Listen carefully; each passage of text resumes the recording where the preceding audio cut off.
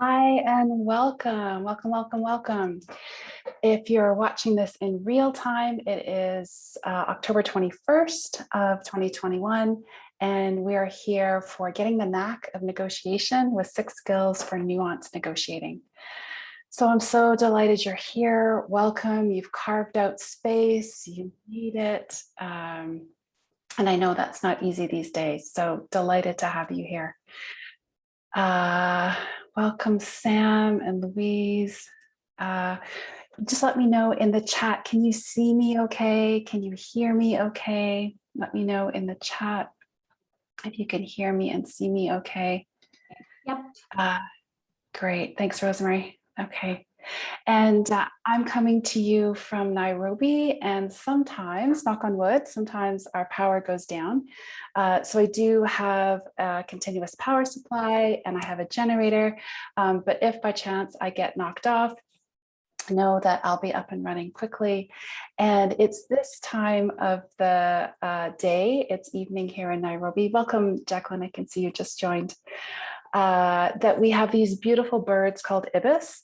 As beautiful as they are is as ugly as they sound. So if you happen to hear something that sounds like someone is in the death throes, please don't worry.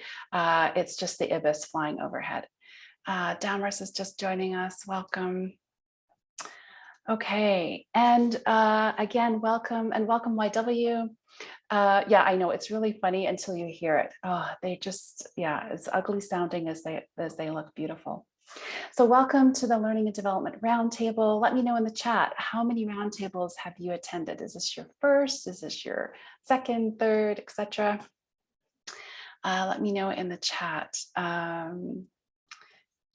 Julia, oh, this is your first. Welcome. Jan, you want to get to hear them. Okay.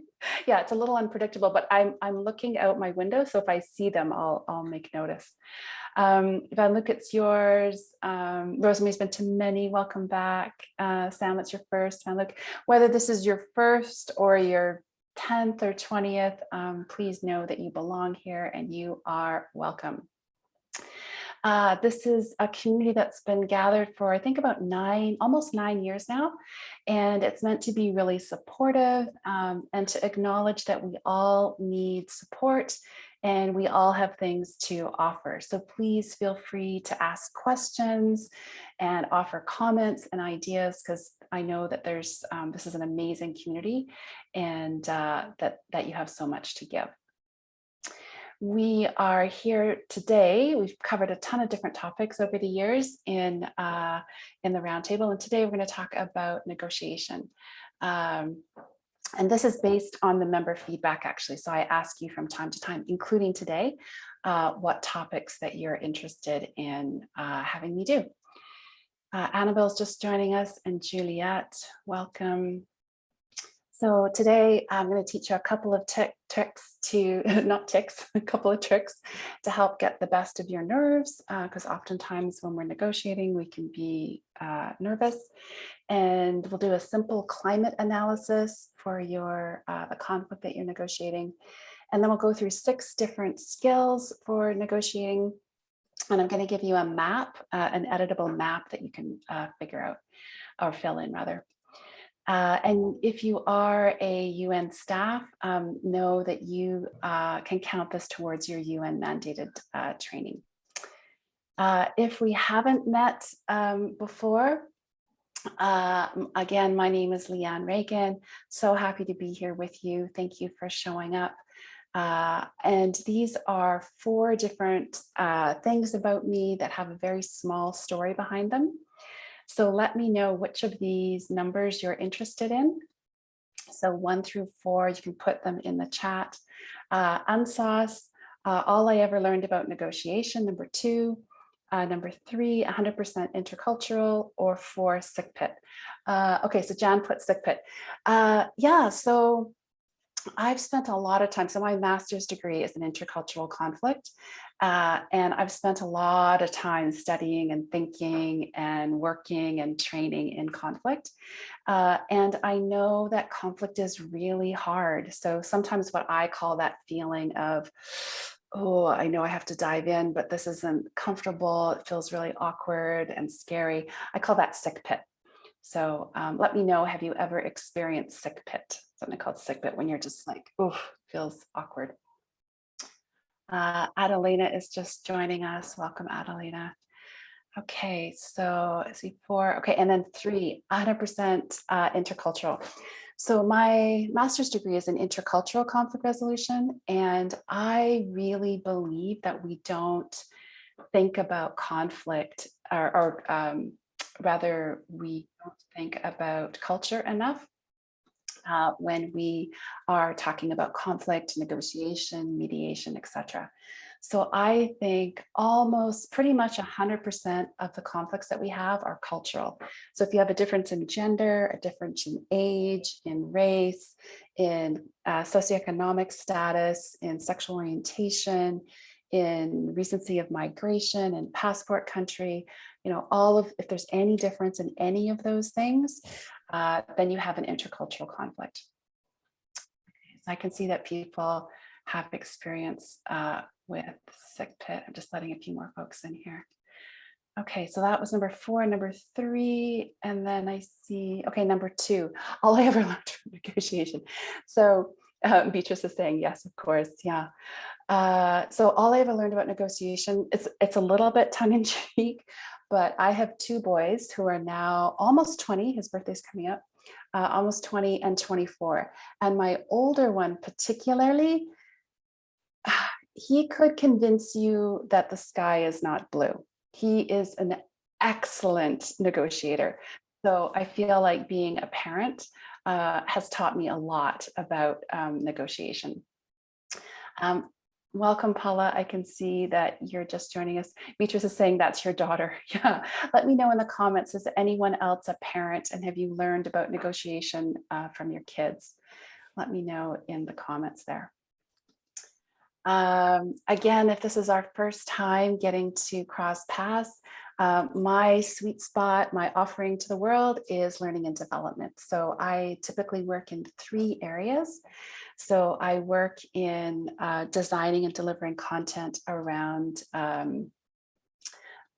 just see here, around working better together. So I work with a lot of teams and organizations to do team building, focusing on conflict resolution, culture, celebration, change management, things like that. And then I do a lot of work with organizations and teams around tech tools and digital engagement. So how do we harness these tools for learning, for training, for ease and efficiency? How do we feel like we're in the driver's seat and in control of tech, as opposed to tech feeling that it's controlling us? Speaking of tech, I'll just ask you to keep yourself muted. In case you have a question or whatever, feel free to unmute, but if you don't mind muting yourself, that would be great. And then the 3rd area I work in is I work with a lot of amazing subject matter experts who need to learn how to design and deliver engaging training, whether that's in person or online. So that's a little bit about me. I'd love to know about you folks. I'm just looking at some comments here. Manuela says, with teenager, it's a top PhD negotiation for anyone that survives this years. Yes, high five to that, absolutely.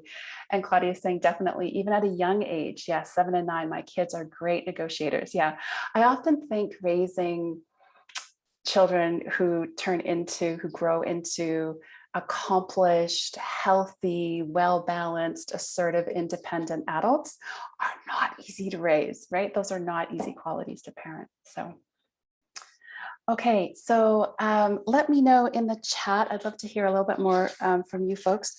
Where are you right now? Let me know where in the world this finds you. Just put that in the chat, please. Where in the world are you? So Rosemary's in Nairobi. Oh, Joe's in Toronto. Hey, Joe. Hopewell is joining us. We've got Nairobi, Panama, Lisbon, Nairobi, minus the ibis. Okay. Montreal. Oh, hi, Paula. Nairobi, Brighton. Oh, I've been there. It's amazing. Bangkok, UK, Nairobi, Kampala, France. Fantastic. Great. Welcome, welcome, welcome, wherever this finds you. Also, let me know in the chat, let's think here, when you think about, so I don't know, this is a specific cultural reference, but this is sort of a series of children's books that have these lovely different kind of emotional characters. So I have turned on annotation for you. So I've turned on annotation. Don't worry so much about the words, just focus on what the characters are there. But feel free to circle or put a little check mark or a dot that represents how you feel about conflict. So feel free to mark up the screen here. So annotate, you can go to view options. If you're on a phone or an iPad, it's a little bit harder. It's easier if you're on a desktop. But feel free to circle one of these characters that represents how you feel about conflict by annotating. And you can't get this wrong. There's no wrong answer to this. So I'll just give you a second to do that. You can go to view options and look at, there we go. Okay, that's great. So circle the character or put a check mark beside the one that represents how you feel about conflict. And if the, I'm just putting this in the instructions too.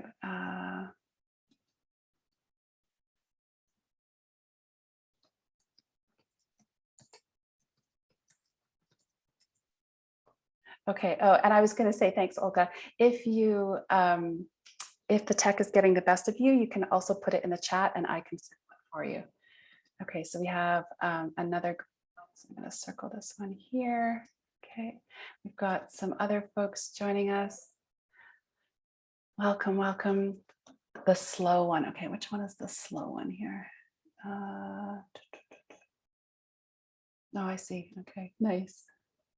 So for those just joining us, we're annotating the screen for these different cartoon characters based on how you feel about conflict. Okay, so we've got the shy one. Just find that for you. Where is the shy one? See the stylish one? If anyone else sees the shy one and you've been annotating, feel free to circle. Oh, there it is. I see the top. Okay. And then the annoying one. Okay, I'm gonna look for that one too. Can anyone else see the annoying one? Welcome, Tessa. Welcome, welcome. We're just annotating the screen based on how you feel about conflict. Like the gangster. I'm still looking for the annoying one. Where is that? Oh, down below there. Okay. There we go. The tiny dangerous one. Oh, that's a good one. Where is that one? Gordon's just coming in. Tiny dangerous one.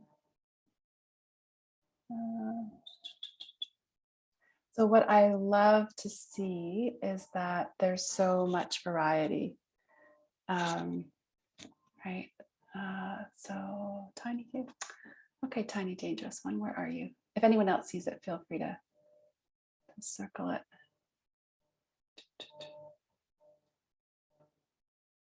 Oh, there it is. Oh, of course, it is the tiniest one there. Okay.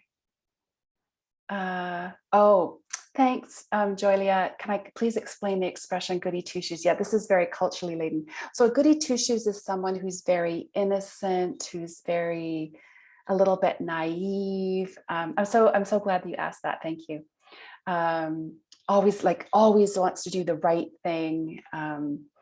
Yeah. Oh, Emanuela says the drama queen. Okay, where's that one?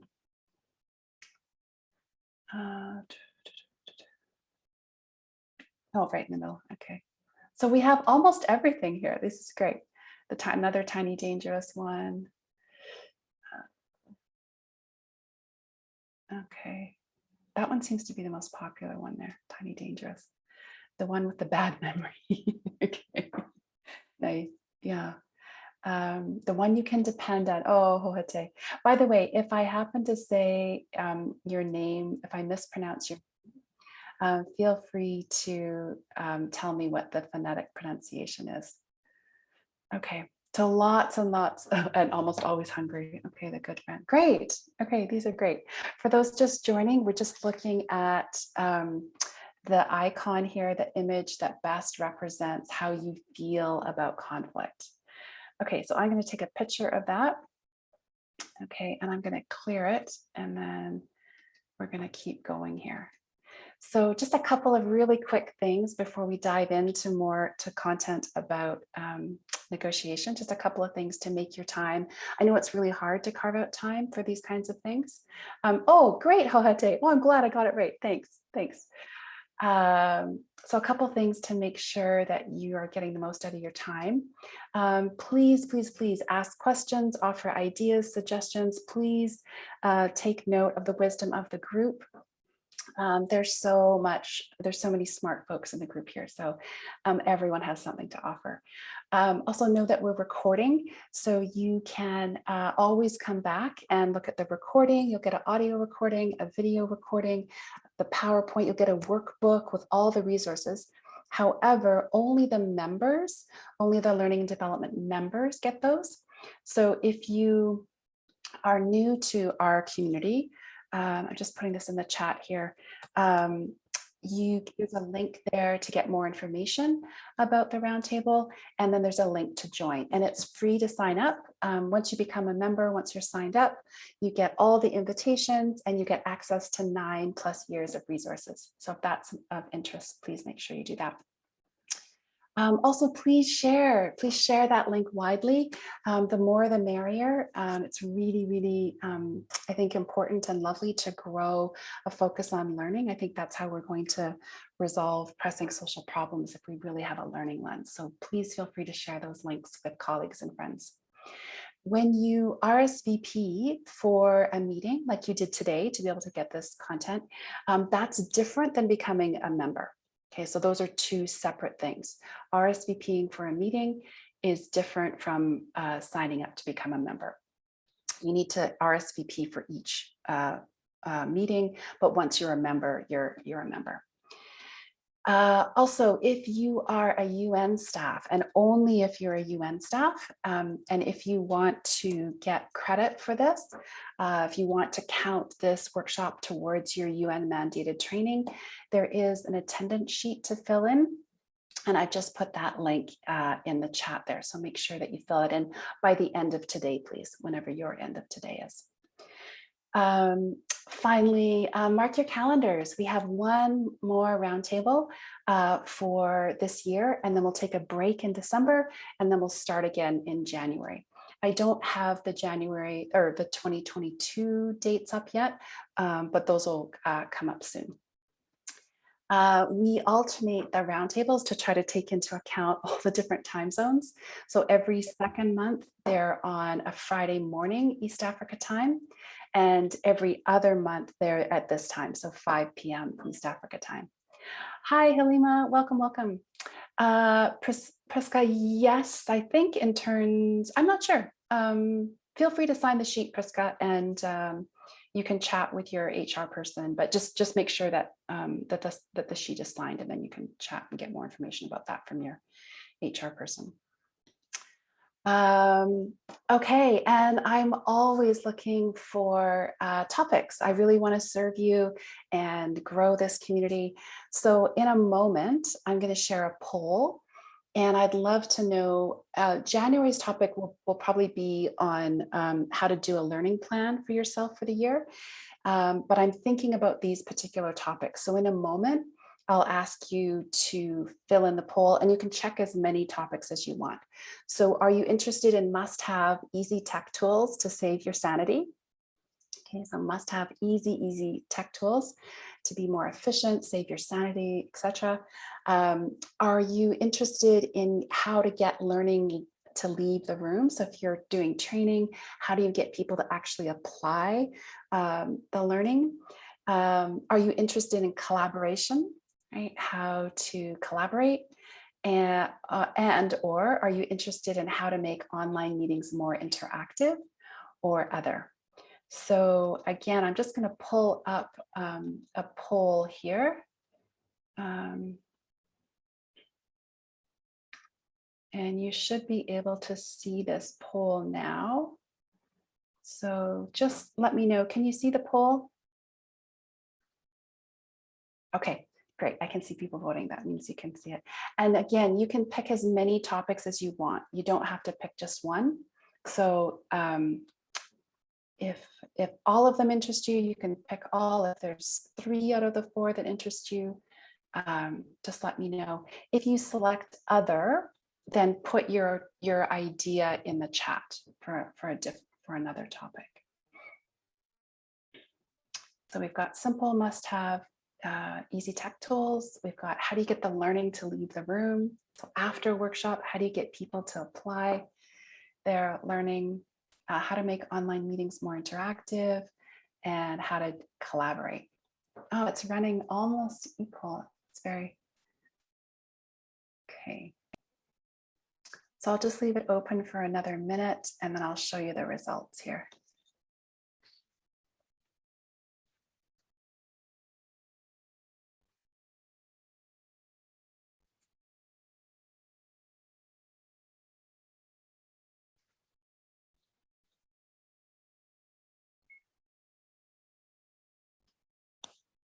Again, you can pick as many as you want. And I'm always open to other topics too. So if you have other ideas, just let me know.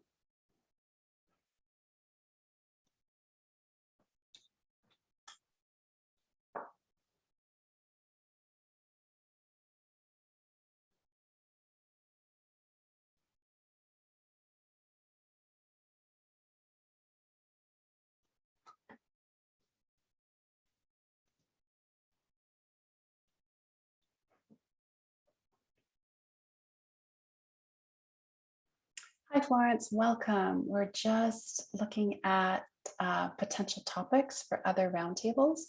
So feel free to fill in the poll. You can pick as many as you want of the topics. I'm interested in everyone's opinion. Welcome, Jesper. I was just saying we're just doing a poll to look at future roundtable topics. So feel free to answer the poll. Almost everyone has answered now, and you can pick as many as you want. You don't have to pick just one. So just a couple more seconds and then I'll close the poll. So are you interested in simple, must-have, easy tech tools to save your sanity? How to get them to leave the room? After a training, how do you get people to apply their learning? How to make online meetings more interactive? And how to collaborate. Hi, Yamini. Oh, Florence, you got kicked. Oh, okay. I didn't do that, Florence. I didn't kick you out, honest. Okay, glad you're back. Welcome. Okay, so I'm going to end the poll. And also, again, if you have other suggestions, just pop them in the chat. Okay, so you should be able to see the results. Okay, so we've got a tie between simple must-have, easy tech tools and how to make online meetings more interactive. Okay, so we have, okay, let me know in the chat. Do you want November, the last roundtable before we break and then start up again in January? Do you want it to be the tech tools one? I'll do both of them, the tech tools one or the online meetings one. Let me know in the chat, and then we'll have our January topic. Okay, thanks, folks. Yeah, I'll definitely do them both. Joelia. I'll just wondering which one to do first. Oh, tech. So I've got 2 for tech tools. Okay, so I'll probably do, depending on what you say, I can do tech tools in November. I'll do the learning plan in January and then online in February. Okay, oh, it looks like tech tools. Okay, oh, good. That's a fun one. That's so fun. We really get to play. Okay, so thank you for your input. So to recap, kind of housekeeping quickly, Please make sure to, I really want this to be a good use of your time. So make the most of your learning, participate, sign up to be a member. If you haven't already, that's how you get all the resources. People who aren't members of the Roundtable don't get access to the PowerPoint, the recordings, the workbook, etc. Please share the invitation, invite others to sign up. If you are a UN staff, make sure you sign the attendance sheet, mark your calendar for the next one, and feel free to suggest topics. Also, I'll share this again at the end of our time together. There is a feedback survey there, and there's a little surprise at the end of the survey, and also a chance to win something. So feel free to fill that in. Okay. Let's think. So here we go. Actually, before we jump in, any questions before we jump in into the content? Just give me a thumbs up or an okay in the chat if you're good to go on. And we'll start diving into negotiation. Beatrice is good. Okay. Others, are you okay? Oh, and by the way, we'll have a break roughly halfway through. Okay. Okay. The others are quiet. Oh, and Patrick's just joined us. Welcome, Patrick. Okay, let's continue then. So before we start with the actual skills, because I want to make this really, really pragmatic and practical for you, I did some research, and this is very recent research, so it's from 2021. The cost to conflict is massive.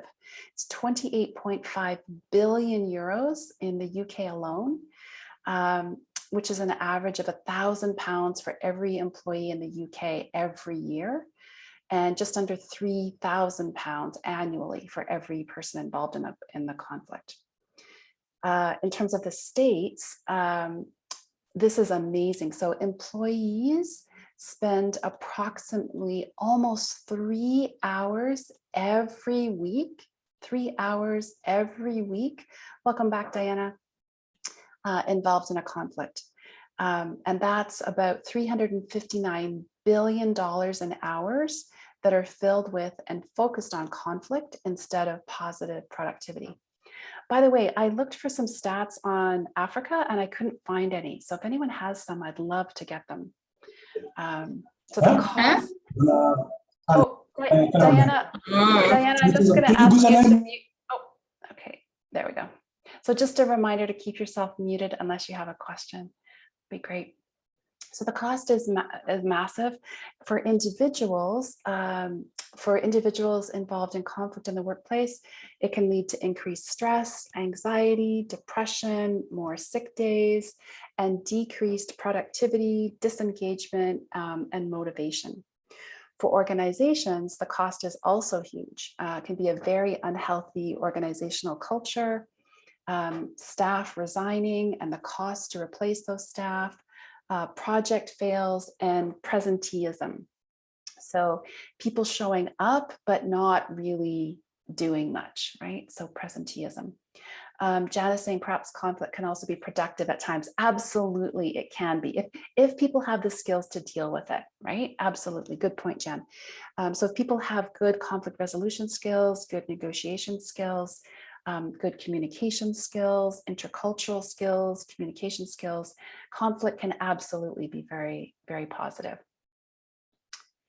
Yet ironically, when things aren't going well, research shows that we tend to do more of whatever it is isn't working, right? We tend to do more of what's not working.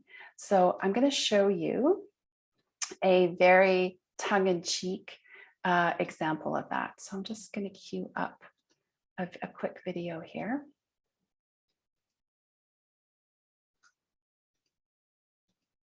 So this is just a couple of minutes here.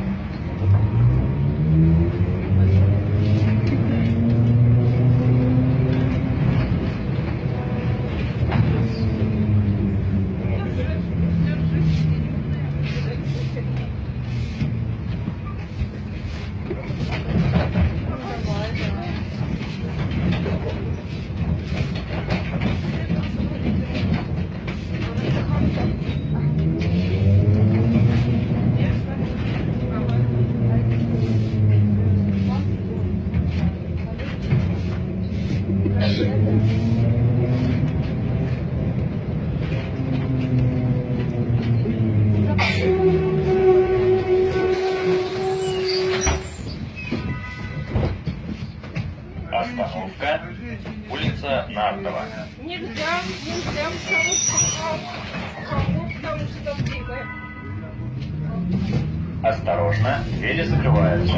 Следующая остановка. Улица Заярская. Okay, so that video is a total of about 4, it's just over 4 minutes long. Beatrice is saying they're going to miss their stops. Yeah, conflict can take that's a great point, right? It can take our focus off of what's really important, right? Olga, were they speaking Russian? I've wondered actually. So the video is just over 4 minutes. What do you think happens? Like, what do you think? Do you think they resolve it?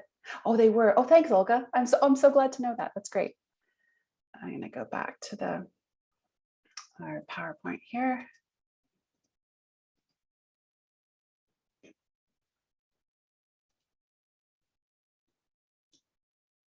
Oh, I love that. Halima is saying you've done that before. Yeah. So I like that positive outlook, Joylia. They're getting a good shoulder arm workout. Yeah.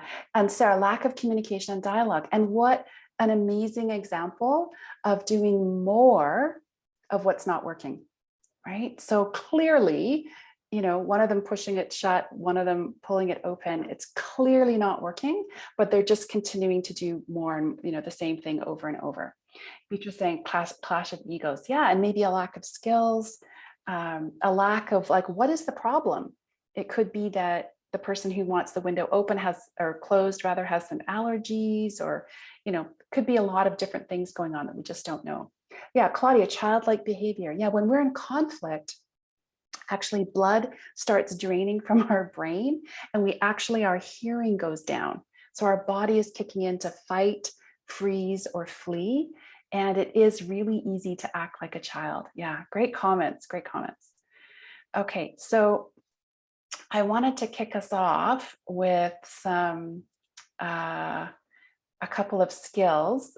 Patrick's saying very stubborn individuals who cannot accept to lose. Yeah, so there's absolutely zero negotiation, right? There's no communication, there's no negotiation going on. They're just doing the same thing over and over with no effect. So a couple of things as we go through, I wanted to introduce you to a couple of techniques to manage that. I like that childlike behavior. So if you're getting nervous, if you're getting anxious, some people love conflict and they'll stir things up, but many people get really nervous. So 2 techniques for that are, one is to try to focus on your breathing. And if you can breathe out longer than you breathe in, if you breathe out longer than you breathe in, it will help your body immediately relax. And the bigger difference between your in breath and your out breath, the better. It really works in a conflict situation. And you can do this when you're actually negotiating very quietly and very subtly, right? If you find yourself getting caught up with your nerves and stress, you can simply breathe out longer. Johete wants to know, do we know how this finally ended? So great question, Johete. After 4 minutes and roughly 15 seconds, nothing gets resolved. They continue doing that for 4 minutes and 15 seconds. There's no change, nothing gets resolved. Yeah. Okay, so one tip to manage your nerves is to breathe out longer than you breathe in. And the other one, I'm just going to stop the share for a second. And if you're able to, please just turn your cameras on just for a sec. So turn your cameras on just for a second for the second technique. Hi, Rosemary. Hey, Halima. Sandri. Gordon. Hello, Beatrice. Great. Hi, Sam. So nice to see everyone. Okay, so this next technique is really, really simple. And again, if you're stressed and you're getting anxious, you can do this very subtly. That's to cross your arms. I'm just going to put my camera down a bit. So you just want to cross your arms, and feel free to practice this right now. And then just practice. You can see I'm just sort of pushing and pulling. It's very subtle, right? So you want to push and pull, and that will help your body relax, right? And you can do that very quietly. That will help you if you're starting to spin off and getting really, really anxious. It will help your brain kind of refocus. Any comments or questions about that? There's lots of other techniques too. Those are just two really, really simple ones. Any comments in the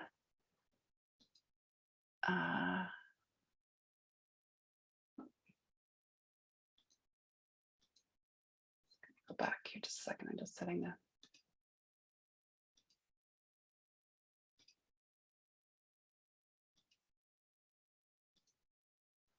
okay.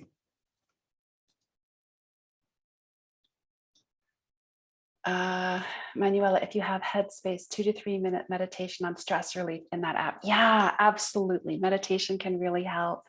Absolutely. Lots of different techniques. And I'd love to hear about other ones. There's lots of them. So if you have other ones, put them in the chat there. Again, two simple ones: breathe out longer than you breathe in. And you can do that sort of subtle push and pull on your elbows. That second one, by the way, is from Marcia Chandor, who is a genius. She does a lot of things, but one of the things she does is a storytelling coach, and she's wonderful. Okay, so let's start diving into the skills. And before we do that, though, I want to share this link with you. So I promised you that I would give you a map. So as a way to kind of focus on what you're learning and really apply it. So if you can think about a conflict that you're facing that you want to negotiate, we're going to go through these skills. And then at the end of the workshop today, you'll have a chance to work in small groups to continue filling out this sheet. So feel free to download it. And if you want to, as we go along, you can start filling it in, or you can wait till the end of the worksheet, or the workshop rather. Joe's saying deep breathing is the top technique. I like your arm technique to help you hold on to yourself. Yeah, absolutely. Great. Okay, so we're going to go on to skill number 1, which is power.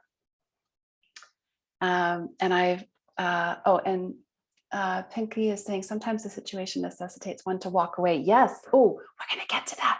You're ahead of the class. Hang on. That's a great tip. And we're going to talk about that, Pinky. Okay. So power, when you're doing your mapping, right? When you're doing your analysis, and in this worksheet here, there is space for skill 1 power. So you can take some notes, particularly if you have a particular conflict in mind that you need to negotiate. And these, most of these quotes come from Cassandra Speaks, When Women Are the Storytellers, The Human Story Changes by Elizabeth Lesser. Fantastic book. And these are the kinds of things I'll put in the workbook. So I'll have all of those resources for you available next week in the workbook. So as you enter positions of trust and power, dream a little before you think. It's by Toni Morrison. And power is a natural force, and it's something we all want: the energy, the freedom, the authority to be who we are, to contribute, to create. Domination and control, though, have become synonymous with power, but power does not have to come at the expense of others. It does not have to oppress in order to express. I love those quotes. And when you're thinking about, so these would be something you would do before you enter into negotiation. Think about the types of power, right? The types of power. So this is from a book called What Keeps Leaders Up at Night. There's lots of different ways you can categorize power, but one is legitimate power. So let me know in the chat, what's an example of legitimate power? So legitimate power would be someone who legitimately holds that power. Can you think of a position or a title or something that would have legitimate power?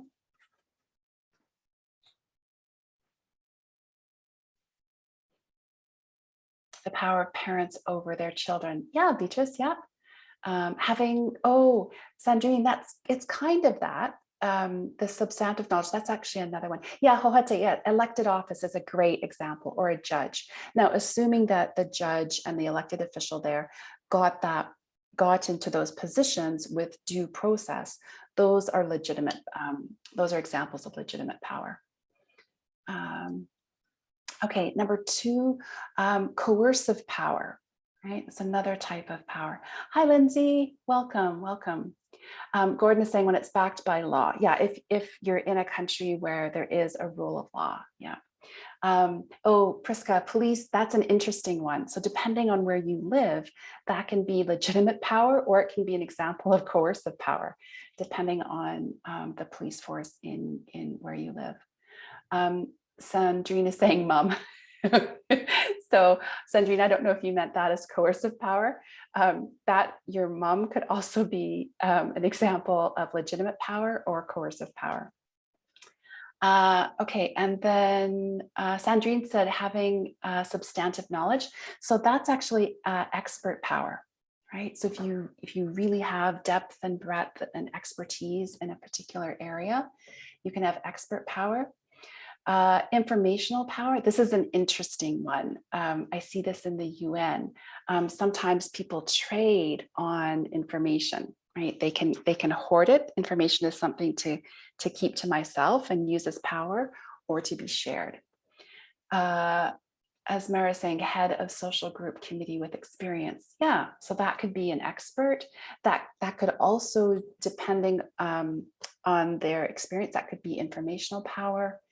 What about power of reward? That's a type of power where literally someone has the power to reward you or someone else. So what would an example of power of reward be?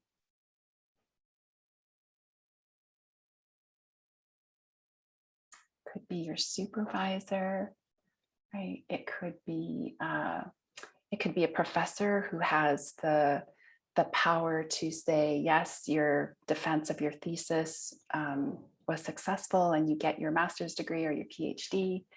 Teacher, job promotion, yes, exactly. Parents rewarding their children, yes, Claudia, yeah. Owners and pets, that's great, Hohete, yeah, great.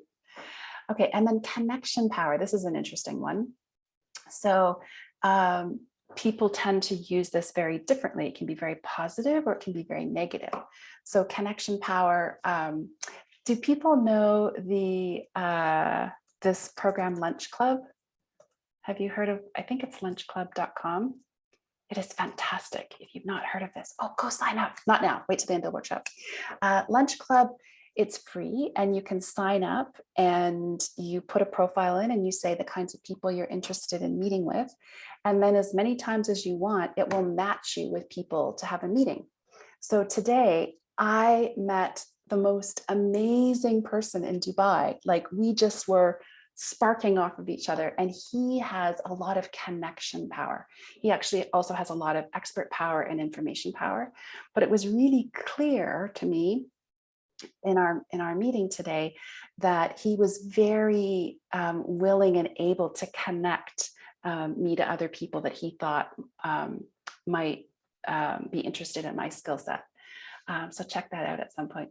Jana's saying nepotism. Yeah, absolutely. So nepotism can certainly come in with the power of reward for sure.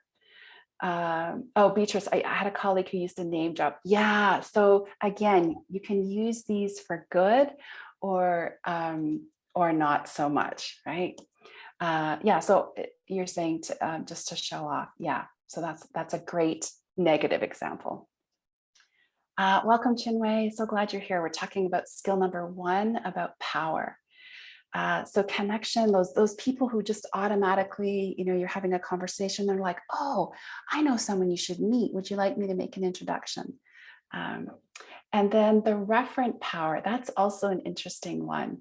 A referent power is when someone is borrowing the power from someone else. So my dad is a judge, so that means I can make your life easy or difficult, right? So it's not actually my power, but I'm borrowing it from someone else. Van Luke is saying great discussion, but we'll have to leave for prior Q&A. Van asking about if the recording will be shared. So yes, it is good question. It is shared with members.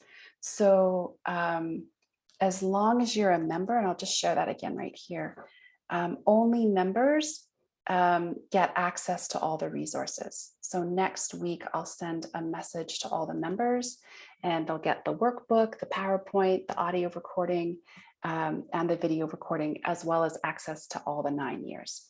So make sure you're signed up, Van Luke, if you haven't already. Okay, you're welcome. And great rest of your day, Van Luke. Stay well, stay safe.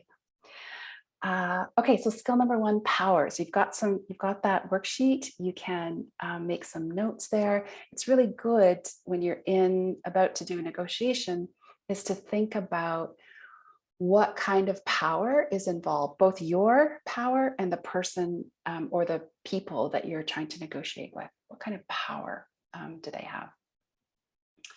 Okay, let's go on to skill number 2. And then probably after this one or shortly after the next one, we'll take a break somewhere at the top of the hour. Let me know in the chat, are you okay? Do you have any questions so far? Give me a thumbs up if you're ready to continue. On to skill number 2. How are you doing? Let me know in the chat. Okay, Sandrine says sounds good. Okay. Okay, Jill's good. Okay, great. Beatrice says very well. Okay. So, and Hohet is good. Good, good, good. Okay, so let's go into skill number 2 then. And this is from the work of these folks here. Have people heard of these? There's 2 books, Crucial Confrontations and Crucial Conversations. Have people heard of these? These are classics. These are absolutely classic books. They go back many, many years. They've been around. They're great for conflict resolution, for collaboration, for negotiation. Okay, I'll put them again for members. I'll put them in the workbook. You'll have access to all of these resources. So the authors here say that the most important question you can ask when you're about to negotiate is what and if. So someone earlier talked about walking away from a conflict. So that's where this is coming in here. So I'm going to read you a true story. I'm going to read you, it's very short. I'll read you this true story. And I'd love for you in the chat to tell me what you think the conflict is. Okay, because the authors say how you frame the conflict completely has a massive effect on how you go about resolving it, if you can resolve it, etc. Okay, you're welcome, Olga. Okay, so here is the story. So again, your task is to figure out what is the conflict. Okay, this is a true story. Okay, during recess, a teacher notices the following interaction. 2 second grade girls, so if that's not your schooling system, they're about 7 years old. Okay, so 2 7-year-olds are playing on the playground. As Maria pushes Sarah to hurry her along, Sarah shouts, "Don't you ever touch me again, you dirty little Mexican." Maria counters with, "At least I'm not a big fatty." This is the precipitating event. Okay, so the principal, okay, the headmaster, calls the children's parents, describes what took place, and explains that the school will be disciplining them. Maria's parents are fine with the idea and thank the principal, and that's the end of the discussion. Sarah's mother takes a different approach. She asks exactly what form of discipline will each child receive. The principal explains that the discipline will suit the nature of the offense. The next day, Sarah's mother, okay, so Sarah is the one that was racist, okay, said, "Don't you ever touch me again, you dirty little," okay, so her mother, Sarah's mother, shows up to the school unannounced, catches the principal, the headmaster, in the hallway and proclaims in loud and harsh tones that she doesn't want the school to discipline her daughter. She'll take care of the discipline on her own. The principal explains that the school is bound by public policy to take action. In fact, tomorrow, Sarah will be separated from her friends during lunch and required to take her meal under the supervision of a teacher's aide in another room. That's the prescribed discipline. Sarah's mother then announces that tomorrow she'll be picking up her daughter for a private mummy-daughter lunch at a nearby restaurant. Okay. So what is the conflict? You've got these two young girls had this awful exchange on the playground. The school wants to discipline them. One mom is okay with that. The other mom is going to take her child out of the school for a mummy and daughter lunch. So what is the conflict? Let me know in the chat. And this is a real, this really happened. And the authors used this at a training session with principals, with headmasters. And it took the principals and the headmasters quite some time to figure out what the true conflict was. Okay, so Sandrine is saying education. Johete is saying conflict of values and jurisdiction. Yeah. What else? Try to be as specific as possible. So what is the conflict? Intercultural conflict, absolutely. Yeah. Power conflict. Yeah. What is an appropriate consequence for name calling or racist comments? Great, Joe. Great, Chan. Conflict on parenting. Yes, Damaris. Yeah. Gordon says parent and school disagree on who should manage the discipline. Oh, yes, Gordon, you're very close. You're very close to what the authors. And by the way, one of the things that's so great about these books is it's based on thousands and thousands, tens of thousands of people participating in research and protective parenting, conflict with punishment and discipline. Oh, you're so close. You're so close. So some of the things that the other principals came up with was the conflict is Sarah's mother. She's got no right to meddle. She's got no right to ask about the other child's discipline. It's a private matter. So there's some privacy issues there. Someone else said, no, the bigger issue is that she's demanding to take away the school's right to discipline. So notice the language, right? Rights-based. Someone else said the kid's going to be rewarded with a special lunch instead of being punished. Who wants that? Another person said the conflict is that the mother is rude and manipulative. So after much discussion, what someone came up with and the authors agreed is the real kernel, the real focus of the conflict is this. I'm worried that the parent and the school won't be partnering in solving the problem. Okay, I'm worried that the parent and the school won't be partnering in solving the problem. I'd want to work with the mother to come up with a plan jointly. Otherwise, she might begin to characterize the school officials as the enemy, and the child will soon agree. Okay.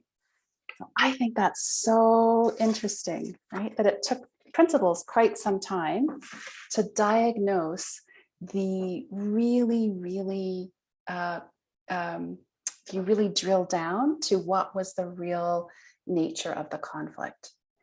So other than skill number 1, which we've got analyzing some power and the different kinds of power, your power and the power of the party or the parties you're negotiating with. Skill number 2 is talking about what is the conflict? What is the actual conflict? And depending on how you answer that, that will have a massive effect on how you go forward resolving it, how you negotiate. And it will also determine if you go forward. So someone earlier had said, you know, in some conflicts, it's best to walk away, right? Some conflicts, for a variety of reasons, you know, not all conflicts can be resolved. So skill number 2, really focus on the 2 most important questions. What is the conflict? And is this, you know, if this is a good time to resolve it? Gordon's saying they seem to agree that responsibility is not shared. Yeah. Okay. So we've gone through 2 skills. We've got a few more. Let me know. So we've got about 5 minutes before the top of the hour. Would you have a choice? Would you like to do 1 more skill and then break, or break right now? What would you like? Let me know in the chat. Do you want to are you ready for a break now? Or do you want to do 1 more skill and then take a break? Okay, so Rosemary's saying 1 more skill. Anyone else? Let me know.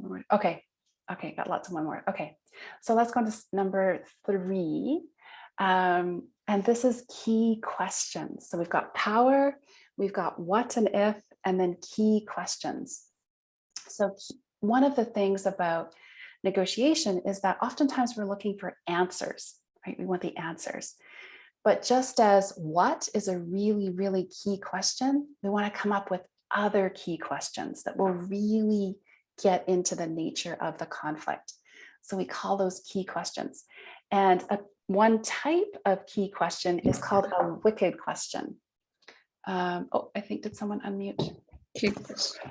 Oh, I'm just going to ask you to stay muted unless you, just because of background noise. Okay, I think everyone's muted. Has anyone heard of a wicked question? Has anyone heard of a wicked question? I love these, they're so good.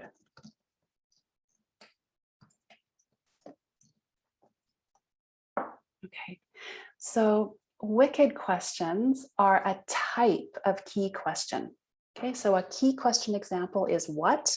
What is the conflict about? And if this is a good time to try to address it. A wicked question is a very unusual question. So an example of a wicked question, and this is a true life example, this group of folks ask themselves, how can we increase, okay, increase, not decrease, that's not a typo, how can we increase the rate of drunk driving? Now, they, of course, weren't actually trying to increase the rate, but they were turning things on their head a bit to really try to be innovative and creative. And in asking that question, what it led to was the design of a machine that they put in bars that you could look through this portal and it would simulate what your vision looked like after 1 drink of alcohol, 2 drinks of alcohol, 3 drinks, you know, etc. And they credited this notion of wicked questions, asking themselves this very weird question of how can we make it so more people drink and drive. That was responsible for designing that, that thing that actually was, of course, meant to decrease drunk driving. So I invite you to come up with some questions yourself. So I've given you a worksheet there. And if you click on that link, I'll just share the screen. You're going to come up on a document that looks like this. So let me know in the chat if you can see. Can you see my the spreadsheet? Great. Okay, thanks, Julia. Okay, so feel free to put your name here and then put, now I should say there's a caveat, right? Your questions, there's questions that are going to be very specific to your particular conflict and your negotiation, but there's also really good kind of general key questions. So I'll give you a couple of minutes right now to put your name. So I'm just gonna hide, so I don't, someone unhid my rows here. So as a bonus later on, not right now, you'll be able to see examples. But for now, I just want to focus on our group. There we go. Okay. So feel free to put your name, just like Asmara has done. And then in column B, and then in column C, put your key question. Okay, so I'll do an example here. Oh, and by the way, please don't type over someone else's information because it'll erase it. So this is the one we've already addressed, right? So a really great question to ask in any negotiation is, what is the conflict, right? What is the conflict? Claudia's asking, would you say it's like playing devil's advocate? It can be, yes. So wicked questions can be like playing devil's advocate. Yeah. A wicked question could be, is there a conflict? That's kind of an unusual question, right? Is there a conflict? Because I might be steaming upset. I'm just like, how could she? You know, how could Julia have done that? And Julia has no idea that there's a conflict, right? Absolutely no idea. So feel free to put your name there and then put a couple of examples of some key questions. And if you want to put a wicked question, and then, like, in other words, a very unusual question, feel free to do that. So I'm going to mute myself. I'll give you like a minute or two to do that, and then we'll shift into our break.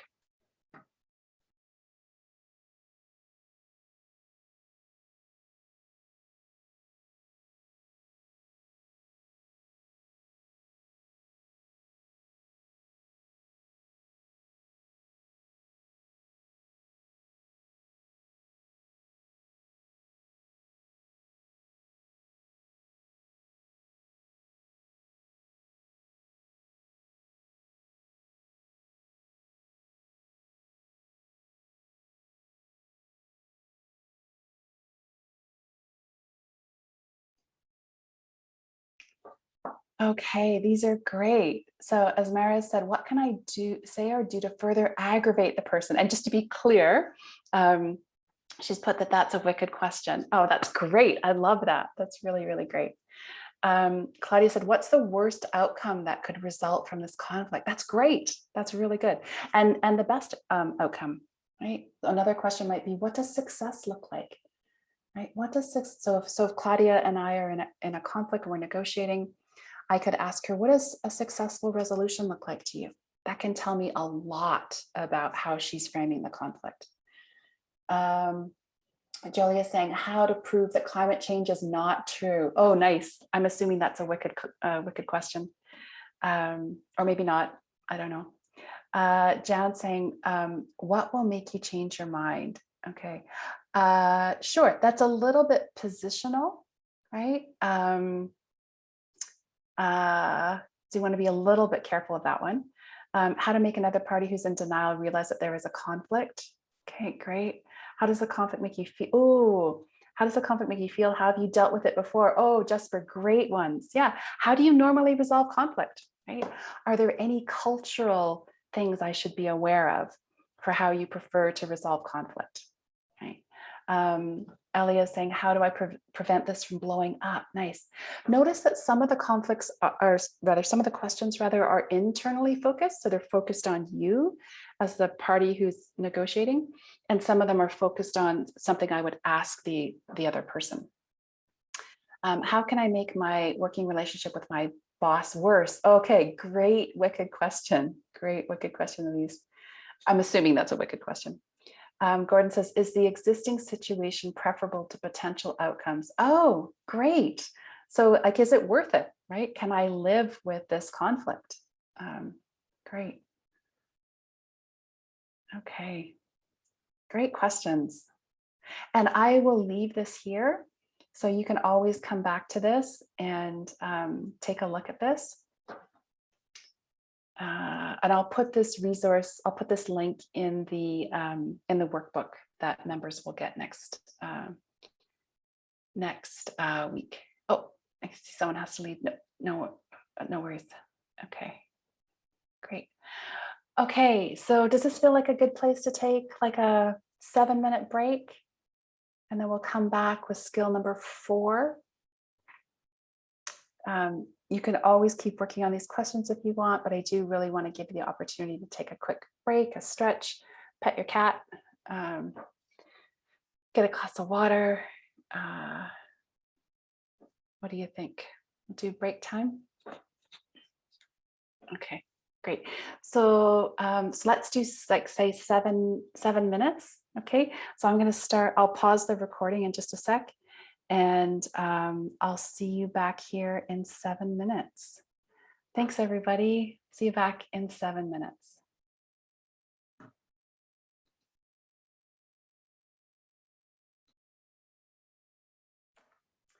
Welcome back, everyone. Welcome back for the next set of skills and then some small group work. Let me know in the chat, what did you do on your break? My husband's traveling and he's in New York right now on his way to Ecuador. So I was just connecting in with him. Asmara made dinner. Oh, yum. What'd you make, Asmara? Yum, yum, yum. Let me know in the chat as we continue with our skills here. Pesto. Oh, yum. Oh, my mouth is watering. Okay, it sounds yummy. Okay, so we have done 3 skills. We've got 3 more to go. Let me know at any time in the chat if you have questions. In the meantime, I have the second story for you. So I'm not going to name the skill yet, but I'm going to tell you another story. It's here on the screen. And your task is to answer true, false, or unknown to these questions. Okay, so I'm going to read you this story and I will, welcome back, Kohete. And then I will ask you some questions that you can answer in the chat, true, false, or unknown. And just put the question number beside your answer. So if it's question 1 and you think it's true, you'd put 1T for true. Okay, so the story is, a businessman had just turned off the lights in the store when a man appeared and demanded money. The owner opened a cash register. The contents of the cash register was scooped up and the man sped away. A member of the police force was notified promptly. Okay, so that is your story. Here are a series of questions. So question number 1, a man appeared after the owner had turned off his lights. So you can put true, false, or unknown.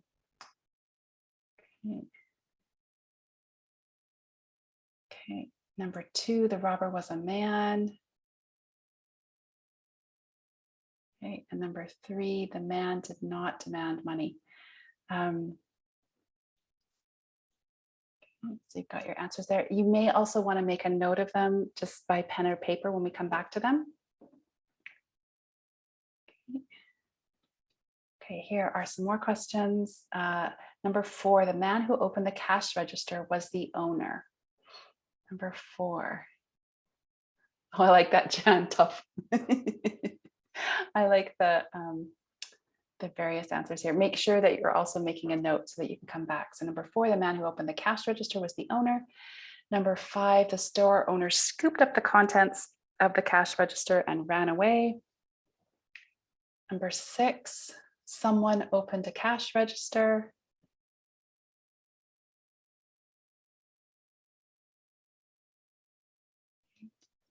Okay, number 7. And remember, for members, you'll get a copy of the PowerPoint, so you can always come back to this. Number 7, after the man who demanded money scooped up the contents of the cash register, he ran away. So it's number 7, true, false, or unknown. Number 8, while the cash register contained money, the story does not state how much. Number 8. And number 9, the robber demanded money of the owner. Number 9, the robber demanded money of the owner. Okay, and the last 2 questions, you're doing great. As the story concerns a series of events in which only 3 people are referred to: the owner of the store, a man who demanded money, and a member of the police force. So is number 10 true, false, or unknown? And then number 11, the following events in the story are true: someone demanded money, a cash register was opened, its contents were scooped up, and a man dashed out of the store.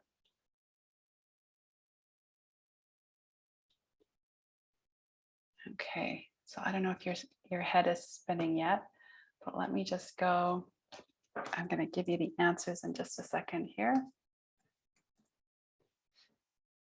How confident are you in your answers there?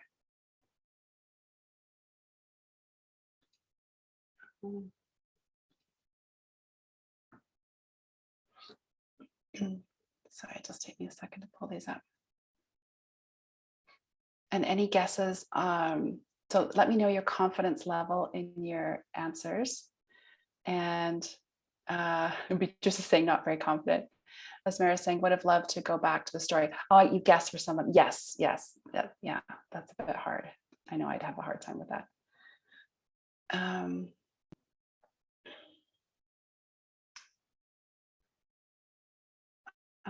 Sorry, folks, it's just take me a second here.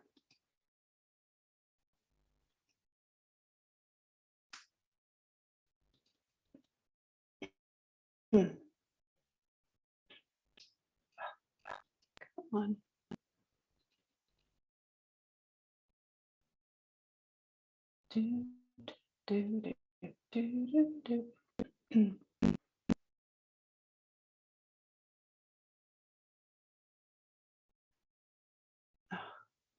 It's not being pulled up. Okay. I hope this isn't frustrating for you. Sorry, folks. I'm not sure why it won't pull up. You'll have some time to meet your lovely colleagues and do a little bit of small group work. And when you come back from your small group, I'll have the answers. Jan is saying, confident enough to know it was tough. Yeah, okay. I love that comment. Okay, you're enjoying the elevator music. You're very kind. Okay, any guesses what the skill is that we were talking about there? So you're doing this cash register. Here we go. Any ideas? What was the skill that you were practicing? And I know that's a hard question. Any guesses? Yeah, kind of, Beatrice. Analysis. It starts with an A, actually. Asmara, recall, observation, fact checking. Yeah. It's assumptions. Yes, Diana. Oh, good one. Yes. Yeah, and Sandrine, understanding assumptions can help us understand the cause of the conflict, right? And we make all kinds of assumptions. I assume that you have the same understanding of what the conflict is. I assume that it's your fault. I assume, that you want to talk about it. I assume, lots and lots of different things. So assumptions are a huge skill to learn how to identify them and get rid of them. And the best way, there's two ways to identify assumptions. Any guesses what they are? What is the best way of understanding assumptions? Because it can be really hard to know when you're making an assumption, which is what that story was about. I'm going to guess that you made a ton of assumptions. and we'll come back to that. Yes, Sandrine, exactly, raising questions. So questions, those key questions, including the wicked questions, are the best way of uncovering assumptions, right? Are the best way of uncovering assumptions. The other way of uncovering assumptions is to involve another person, right? Because someone else is often better at identifying when I'm making an assumption, because I don't realize that it's an assumption. I think of it as a fact. Beatrice, yeah, putting yourself in the other person's shoes for sure, asking for clarification, Ojete. Esmera, when there's no facts. Say a little bit more about that, Esmera, I'm not sure. Yeah, checking in, asking for clarification. Exactly, Patrick, we can all agree on points. Yeah, making sure that you've agreed, because sometimes I think, we're going ahead smoothly. Meanwhile, Patrick could be like, what is she talking about? I don't agree at all. Okay, so I promise I will bring up that, figure out what's going on with that answer sheet when you're in your small group work. We've got one more skill to cover, and then I'll put you into some small groups for a few minutes to fill in your worksheets, those mapping sheets. So the last one is this will and skill matrix, right? This will. Has anyone heard of the will and skill matrix? Has anyone heard of the will and skill matrix?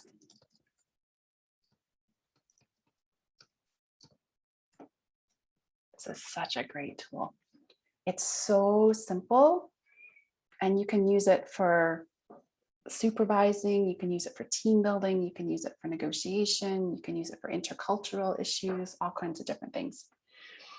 So let me show you here. It's pretty simple. So any matrix has two different things on it. In this case, it has will and it has skill. Right? So think about someone you're in conflict with right now, or something you need to negotiate. On the will skill matrix, so will is my willingness, right? How willing am I or the other party to address the conflict, right? How willing am I or the other person to negotiate? Right? Is it low, okay, or is it high, right? Low willingness or high willingness.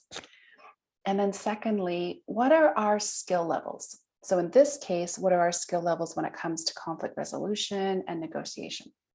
Is it low or is it high?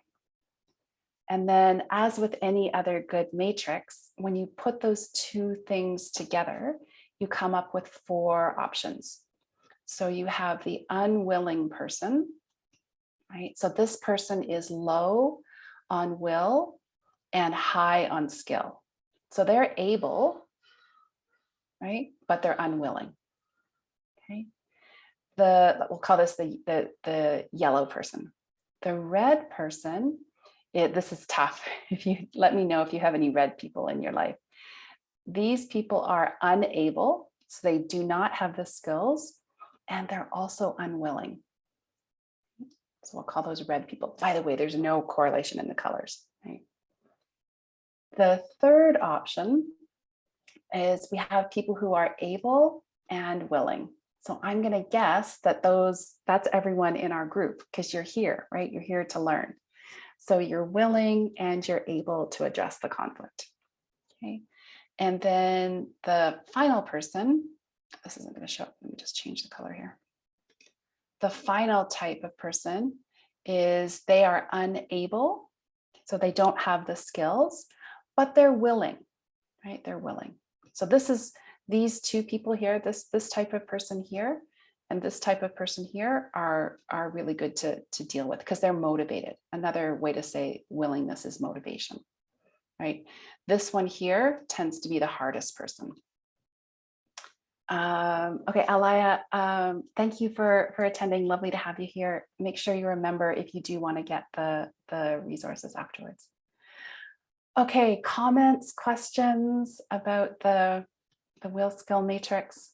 Let me know. Can you identify people in your life that have those, that are in those different quadrants, or where would you put yourself in those quadrants? Let me know in the chat. I love this little tool because it's just so simple. It's so simple. So again, you can kind of do some diagnosis ahead of time. Am I willing to address this conflict? And do I have the skills to negotiate? And the people or the person that I'm trying to negotiate with, are they willing? And do they have the skills? Okay. Any comments or questions before I put you into some small groups? Claudia is saying, what if the person is willing and able but does not have the power to solve the conflict? Oh, that's a great, actually kind of a great place to be in, Claudia. Then you may need to involve some other people, right? And look at kind of doing, we haven't covered this, but look at your stakeholders. So I don't know if you're a UN person, but can you get the ombudsperson involved? Can you, go to HR? Like what are some other stakeholders that you can involve that might have some power to address the conflict? Rosemary is saying the most difficult situation is person who is unable but deeply willing. Oh, Rosemary, I would say the hardest position, so that person is motivated. So anyone who's motivated can learn, right? If someone's deeply willing, then they can actually learn.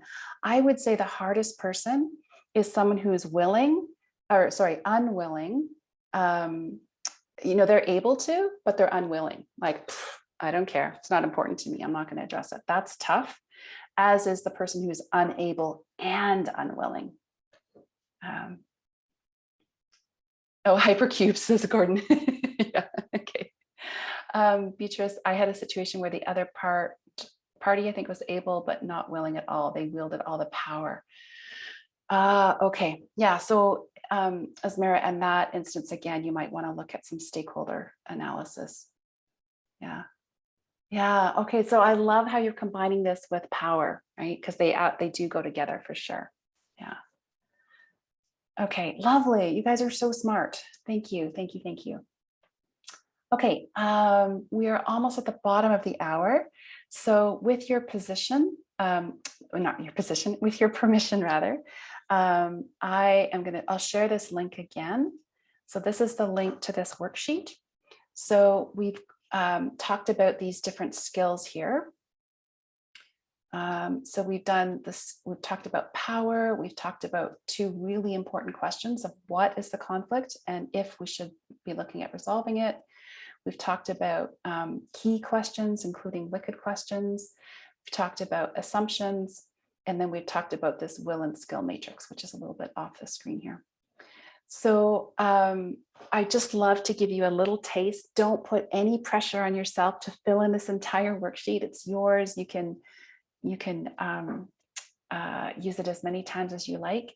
The idea here is you can think about, how would you describe the conflict, right, that you want to negotiate? And you can jot that down there.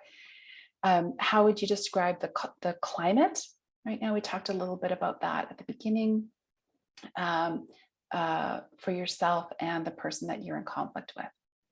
So I am going to clear this off, and you will see an invitation in just a minute to divide into groups. So I'll put you into groups for about 10 minutes or so. And again, this is just a chance to chat about the skills. You can use this time as you want. You can start to fill in that worksheet. There is no expectation that you're going to get it all done. It's just a chance to meet the other beautiful brains in the group. We'll come together after 10 minutes. By then, I'll have the answers to that quiz, right? The cash register. And then we'll spend a little bit of time closing. So before I divide you into, oops, sorry, folks. Before I divide you into groups, do you have any questions? Before I divide you into groups, do you have any questions?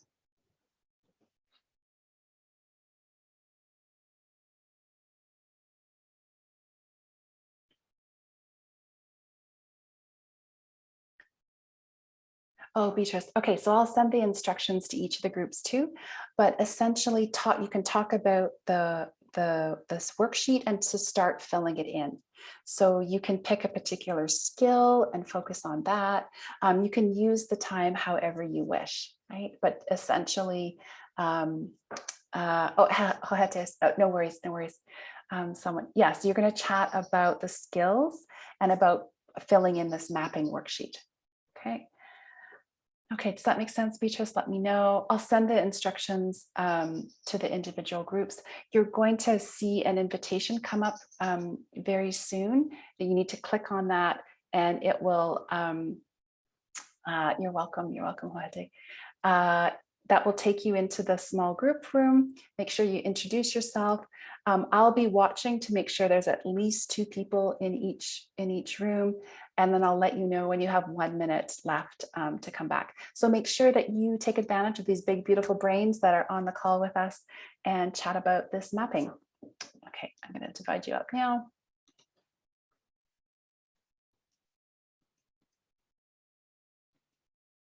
Okay, here we go.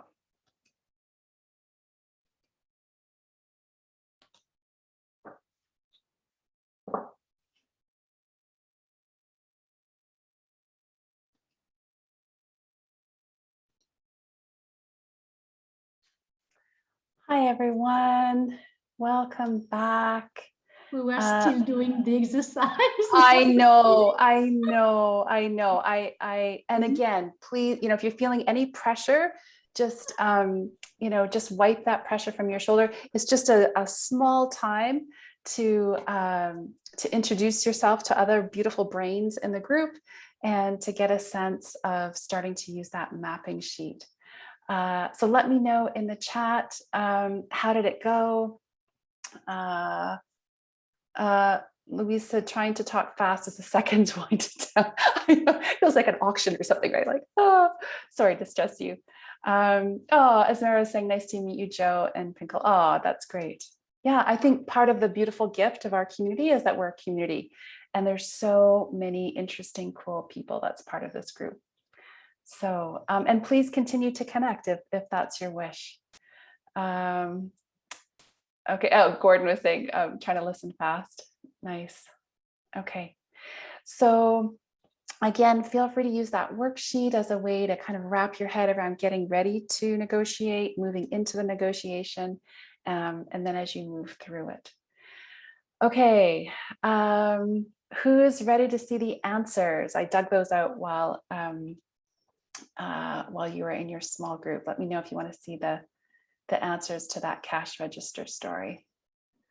Are you curious about the, okay, Joe is, okay, great. Okay, so I'm going to stop the share.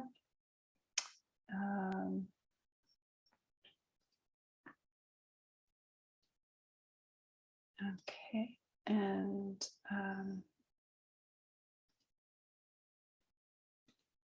okay, and if you have your answers, this would be a good time to pull them up.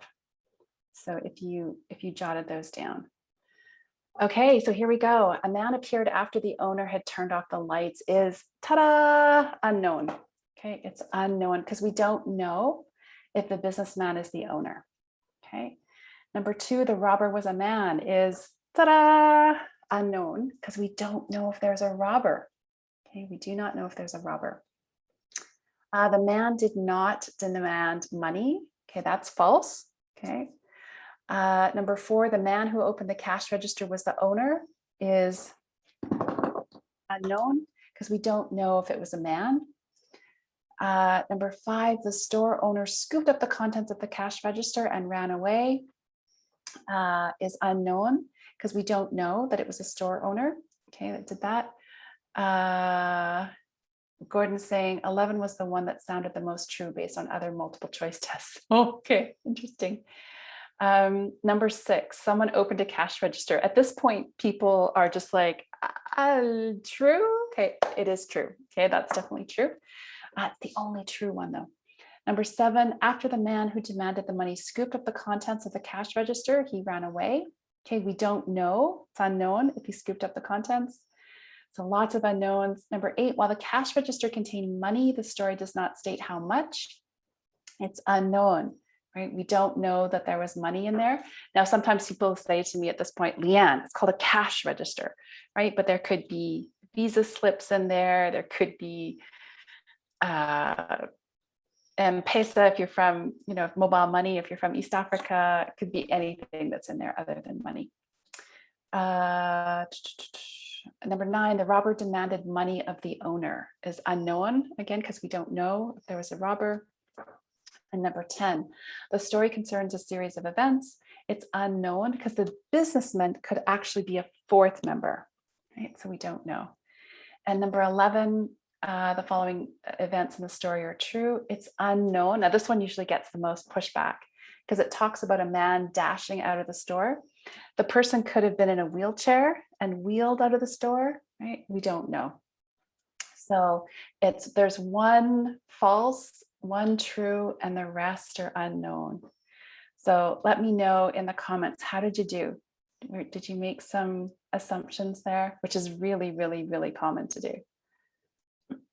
Really, really common. And that's what that skill set is on, right? Is on assumptions. Okay, and let me know also in the chat if you can see my screen again. Okay, so 6 out of 11, it's like case. Yeah, so do not be hard on yourself. It's very, very common to not get a high score on this, and that's to be expected. That's normal, to point out how often we make assumptions, right? How often, how easy they are, right? We're moving through life quickly. We take this decision and we don't actually know it's an assumption. So you are meant to get a low score. Okay, beautiful brains. So congratulations, you did a lot of work. We talked a couple of techniques about how to get the best of your nerves, how to help yourself relax. That was that breathing technique and the elbow technique. We talked a little bit about Gordon's hosting sushi. Okay. Oh, great. For people in the future watching this, I try to read out the chat to make you feel included, because there's a very lively chat going on. We talked about doing a climate analysis, that's on your mapping sheet. And then we did 6 negotiation skills, which included assumptions and power and mapping and key questions and what and if, all those things. And then you had that worksheet. And once again, know if you want it to, if you fill in the attendance sheet, this counts towards your UN mandated training if you're a UN staff. So let me know, what was your highlight from today, from the workshop? What was your highlight from the small group work? Just pop a comment in the chat. I'd love to know. What's one thing that you want to try after today? One skill you want to practice? Let me know in the chat. As we wrap up for today, we just got a few minutes left. So Joe really liked talking with 2 others. Yeah, it's just such a gift of this community. There's such amazing people. Gordon really liked the worksheet. Great. Sandrine agreed. Okay. Jolio's saying, please, can you mention again the name of the book you were recommending earlier? I absolutely can. And it will be part of the workbook. So I'll give you the link in a second again to be a member if you're not a member. But this is one of them. So it's Crucial Confrontations. And then the other one is Crucial Conversations. So both of them will be in the workbook. They're just classic books. They're really, really good. Diana's saying the types of power, OMG, great. Asmara is taking a moment to identify the assumptions. Oh, good for you. And Patrick liked the group discussion. Liz like the wicked questions, has just opened up another way to address a current conflict negotiation I'm going through. It's an eye opener. Hey, that's fantastic. I'm so glad. I'm glad that you found another way. Not that I'm glad that you're having this tough conflict. Joe like the worksheet, Beatrice questioning assumptions, the pace and the breakout sessions from Asmara. Joe says, I'd recommend difficult conversations too from Harvard Negotiation Project. Yeah. If you have other recommendations, please put them in the notes there. Priska, especially as an intern, it's a refreshing learning experience. Awesome.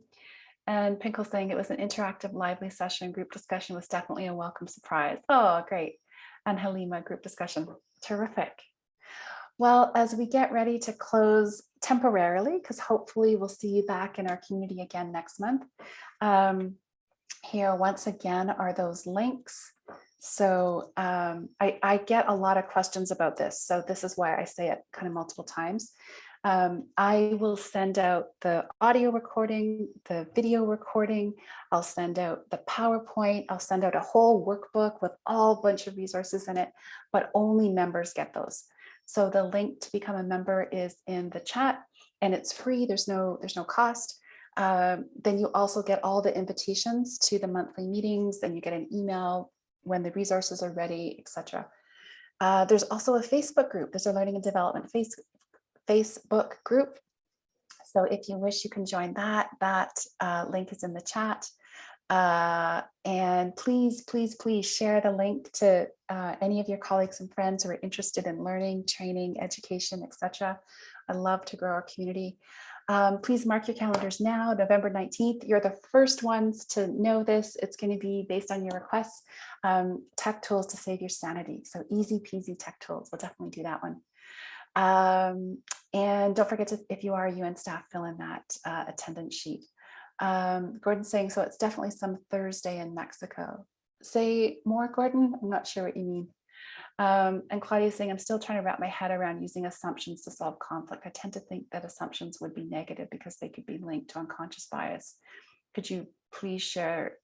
Oh, so yeah, thank you for asking, Claudia. So the idea is to uncover the assumptions that you're making, because assumptions can be very negative, right? So the whole idea is to realize when you're making an assumption, right? And one of the ways to do that is by asking key questions. Great clarification. Let me know if that cleared that up, Claudia. So this is what it looks like when you join, when you click on that link. Oh, great. Okay, thanks, Claudia. Gordon, you gave time zones for future meetings, and that's the one I liked. Oh, I see. Gotcha. Yeah, okay. Yeah, so we alternate. So in November, it's going to be on a Friday at 10 a.m. East Africa time. That's what the sign-up sheet looks like. Also, I really, it wouldn't be very good of me to do learning and development without asking for your feedback. So your opinion is really important to me. It really matters. So there's a link there. I would love to hear your feedback. You also get a little surprise for filling it out, and you get a chance to win something. Joe's got to go. Thanks, Joe. Thank you for your time. So again, just to sum up, please become a member if you do want the resources. If you don't, no problem. By becoming a member, you get all the invitations, access to 9+ years, etc., and it's free. And finally, if you do want to look into a discovery session with me, if you want to organize a training for your team on team building, on tech tools, on training of trainers, just reach out and send me an email. I appreciate you. I'll put my email in the chat here too. I appreciate you, all the hard work you're doing in incredibly challenging times. Thank you for showing up. Thank you for learning. Stay well, stay creative, stay safe, and stay learning. Thanks, everyone. I'll stop the recording, but I'll hang out for another minute or two in case you have questions.